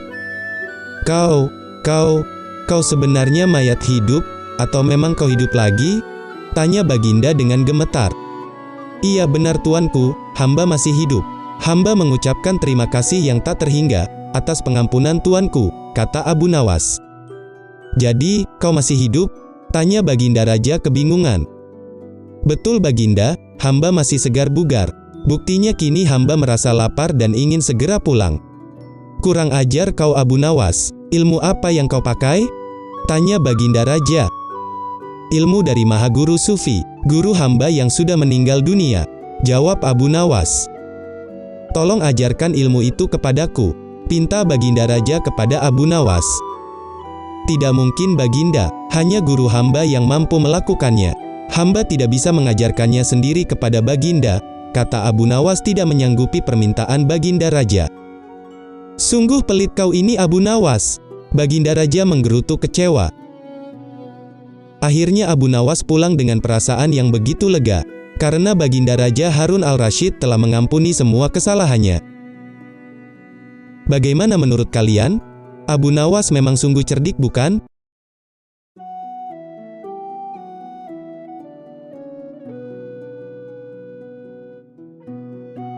Secara tidak terduga, pangeran yang menjadi putra mahkota jatuh sakit. Sudah banyak tabib yang didatangkan untuk memeriksa dan mengobati. Dari sekian banyaknya tabib, tidak seorang pun yang mampu menyembuhkannya. Akhirnya Baginda Raja Harun al-Rasyid mengadakan sayembara. Sayembara itu boleh diikuti oleh semua kalangan masyarakat dari semua lapisan, tidak terkecuali oleh para penduduk negeri tetangga. Sayembara yang menyediakan hadiah menggiurkan itu, dalam waktu beberapa hari berhasil menyerap ratusan peserta. Namun tak satu pun dari mereka berhasil mengobati penyakit sang pangeran. Akhirnya sebagai sahabat dekat, Abu Nawas menawarkan jasa baiknya untuk menolong sang putra mahkota. Baginda Raja Harun al-Rasyid menerima usulan itu dengan penuh harap. Abu Nawas sadar bahwa dirinya bukanlah seorang tabib. Untuk itu ia tidak membawa peralatan apapun. Para tabib yang ada di istana begitu tercengang melihat Abu Nawas yang datang tanpa peralatan yang mungkin diperlukan. Seketika itu mereka berpikir, mungkinkah orang macam Abu Nawas ini bisa mengobati penyakit sang pangeran? Sedangkan para tabib yang terkenal, dengan peralatan yang lengkap saja, tidak sanggup mendiagnosa penyakitnya. Di saat itu Abu Nawas merasa bahwa seluruh perhatian tertuju padanya. Namun Abu Nawas tidak begitu memperdulikannya. Abu Nawas pun segera dipersilahkan memasuki kamar sang pangeran yang sedang terbaring. Lalu ia menghampiri sang pangeran dan duduk di sisinya. Setelah Abu Nawas dan sang pangeran saling pandang beberapa saat, lalu Abu Nawas berkata, "Saya membutuhkan seorang tua, yang di masa mudanya sering mengembara ke pelosok negeri," pinta Abu Nawas. Beberapa saat kemudian, orang tua yang diinginkan Abu Nawas didatangkan. "Coba sebutkan satu persatu nama-nama desa di daerah selatan," perintah Abu Nawas kepada orang tua itu. Ketika orang tua itu menyebutkan nama-nama desa bagian selatan, Abu Nawas menempelkan telinganya ke dada sang pangeran. Kemudian Abu Nawas memerintahkan agar menyebutkan bagian utara, barat dan timur.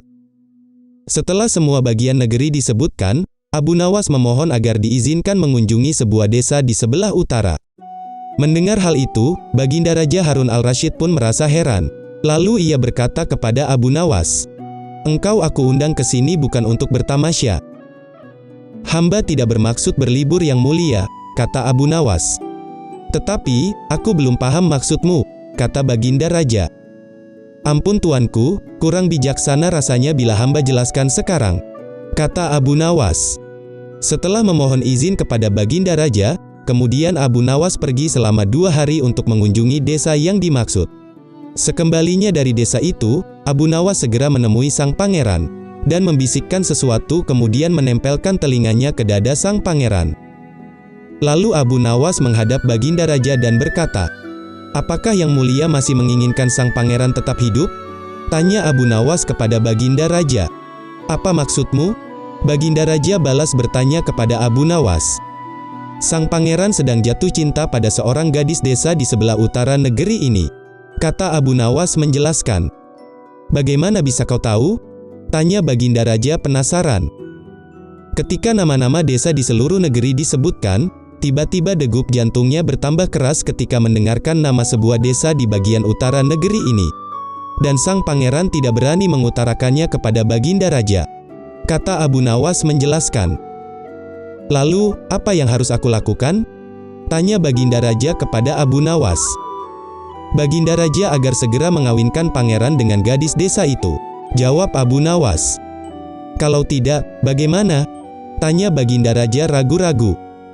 "Cinta itu buta. Bila kita tidak berusaha mengobati kebutaannya, maka ia akan mati," jawab Abu Nawas. Rupanya saran dari Abu Nawas tidak bisa ditolak, karena Baginda Raja menyadari satu hal, bahwa sang pangeran adalah putra satu-satunya yang merupakan pewaris tunggal kerajaan. Akhirnya Baginda Raja Harun al-Rasyid menyetujui saran itu, dan begitu mendengar persetujuan Baginda Raja, kondisi sang pangeran berangsur-angsur pulih. Sebagai tanda terima kasih, Baginda Raja memberi Abu Nawas sebuah cincin permata yang amat indah.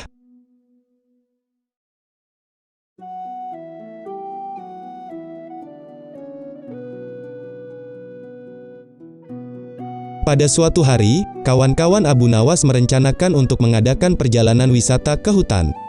Tetapi tanpa keikutsertaan Abu Nawas, perjalanan tentu akan terasa begitu membosankan. Sehingga, mereka beramai-ramai pergi ke rumah Abu Nawas, untuk mengajaknya ikut serta. Abu Nawas merasa tidak keberatan dan menyanggupi ajakan mereka. Kemudian mereka berangkat dengan mengendarai keledai masing-masing sambil bercengkrama. Tanpa terasa, mereka telah menempuh hampir separuh perjalanan. Kini mereka telah tiba di pertigaan sebuah jalan yang jauh dari perumahan penduduk.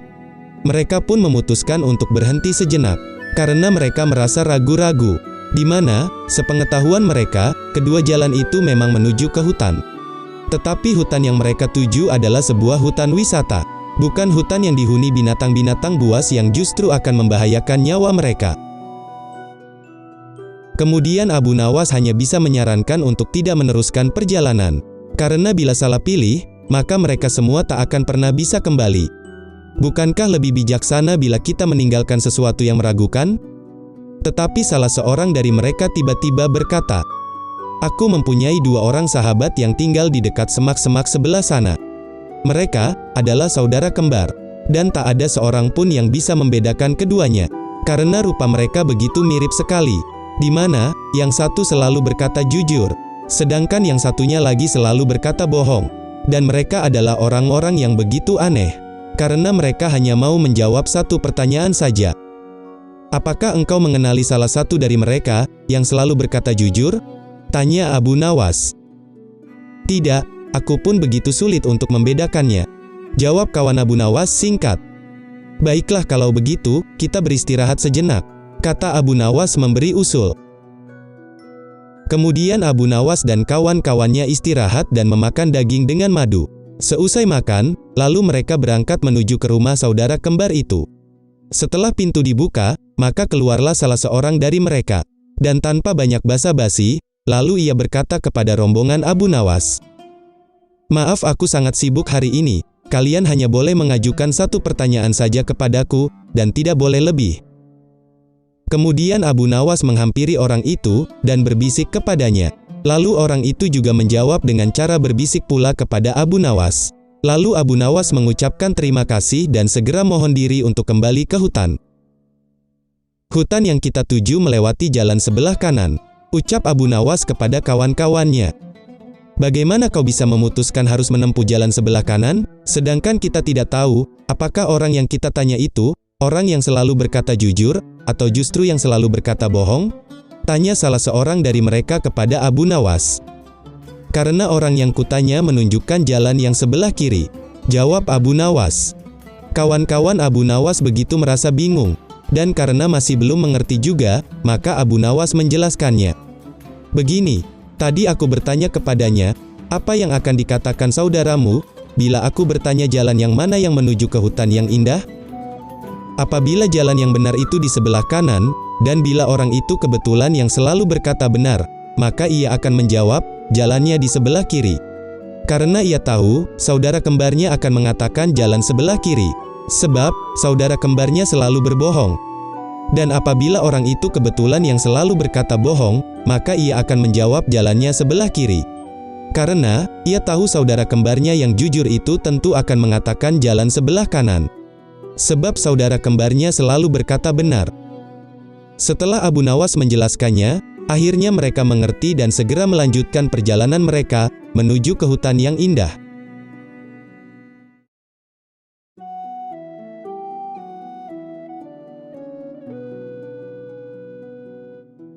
Alkisah, ada seorang ahli yoga, yang mengajak seorang pendeta bersekongkol untuk memperdaya iman Abu Nawas. Setelah mereka mencapai kata sepakat, mereka kemudian berangkat menemui Abu Nawas di kediamannya. Setibanya di rumah Abu Nawas, mereka mendapati Abu Nawas sedang melakukan salat duha. Kemudian mereka disambut dan dipersilahkan masuk oleh istri Abu Nawas, lalu mereka menunggu sambil berbincang-bincang santai di ruang tamu.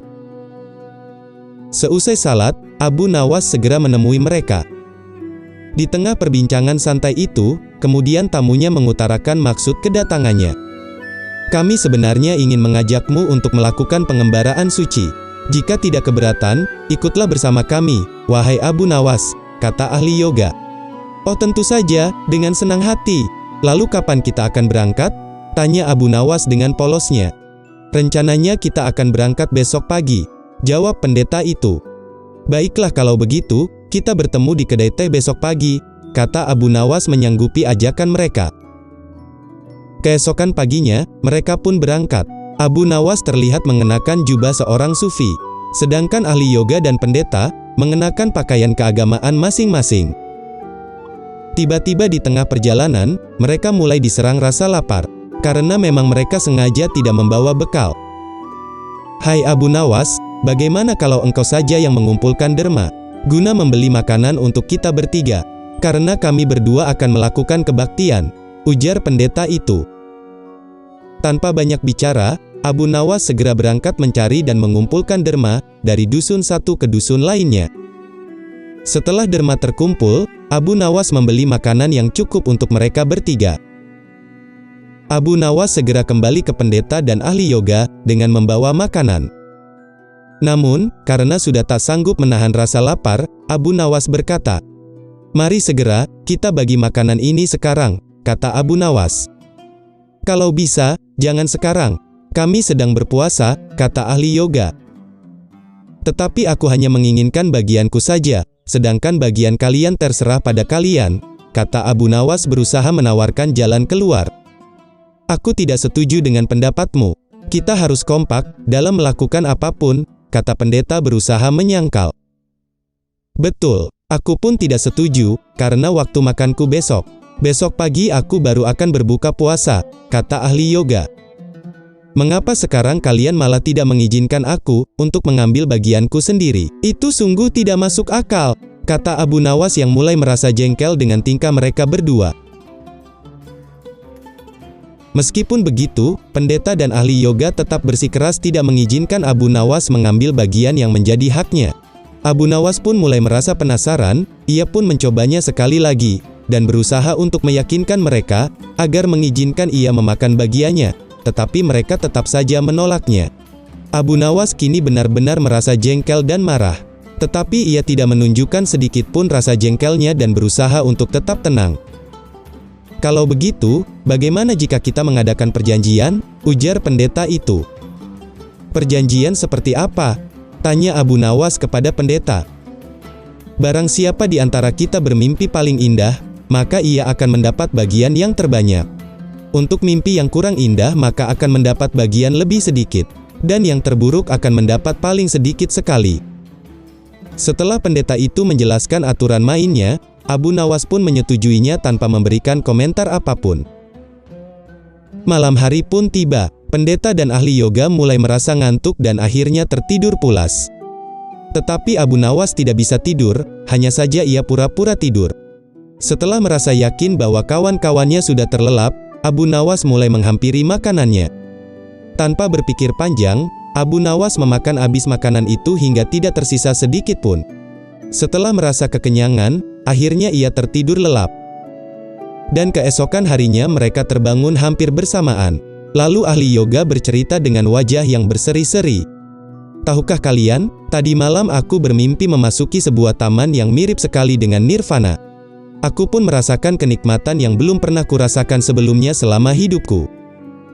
Mendengar kisah mimpi dari ahli yoga, pendeta itu merasa takjub dan mengatakan mimpinya itu sungguh luar biasa. Kemudian, tibalah giliran pendeta yang menceritakan mimpinya. "Aku seolah-olah menembus ruang dan waktu. Dan ternyata memanglah benar, secara tidak sengaja, aku berhasil menyusup ke masa silam, di mana pendiri agamaku hidup. Aku pun bertemu dengan beliau, dan yang lebih membahagiakan adalah, aku telah diberkatinya." Setelah selesai menceritakan mimpinya, ahli yoga juga memuji-muji kehebatan mimpi sang pendeta. Namun Abu Nawas hanya diam, ia bahkan tidak merasa tertarik sedikit pun. Karena Abu Nawas belum juga membuka mulutnya untuk bercerita, pendeta dan ahli yoga pun mulai tidak sabar untuk menanyakan mimpi Abu Nawas. "Kalian tentu tahu Nabi Daud alaihi salam bukan? Tadi malam aku bermimpi berbincang-bincang dengan beliau.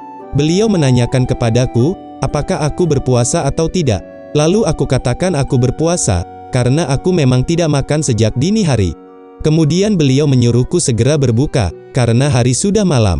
Tentu saja aku tidak berani menolak perintahnya. Lalu aku segera bangun dari tidur, dan langsung menghabiskan makanan itu."